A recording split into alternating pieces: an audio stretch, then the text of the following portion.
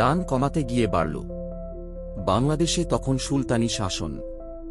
সিংহাসনে ছিলেন সুলতান ফিরোজ শাহ, যিনি কৃষ্ণাঙ্গ হলেও সামান্য অবস্থার থেকে ক্ষমতার শীর্ষে উঠেছিলেন। ক্ষমতার উচ্চ শিখরে পৌঁছে গেলেও তাঁর নজর জনসাধারণের দিকে নিবদ্ধ ছিল, বিশেষত গরিব ও অভাবীদের দিকে। সুলতান অকাতরে রাজকোষ থেকে অর্থ দান করতে লাগলেন। কিন্তু রাজ দরবারের আমির-উমরারা চিন্তিত হলেন, এভাবে চললে রাজকোষ খালি হয়ে যাবে। তাঁরা মনে করলেন, সুলতান নিজে যদি টাকার ওপর দৃষ্টি রাখতেন, এত উদার দান করতে সাহস পেতেন না। পরামর্শ অনুযায়ী পরদিন 1 লক্ষ কাঁচা রুপি সংগ্রহ করে মন্ত্রী সতর্কভাবে সুলতানের কাছে হাজির হলেন। মন্ত্রীর কণ্ঠে ভর করল, এগুলো আজ গরিব ও সাহায্য প্রার্থীদের মধ্যে বিতরণের জন্য দেওয়া হয়েছে। সুলতান ফিরোজ শাহ এক নজর টাকার দিকে চেয়ে বললেন, ও আচ্ছা, এটাও যথেষ্ট নয়।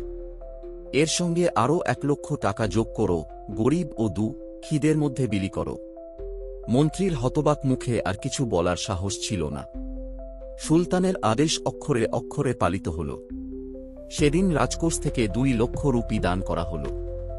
ইতিহাস সাক্ষী, ব্যক্তিগত ও বংশীয় রাজসিংহাসনে এমন উদার ও খোদাভীরু শাসকের আগমনে রাজকোষ কখনো কখনো জনসাধারণের সম্পত্তিতে পরিণত হয়।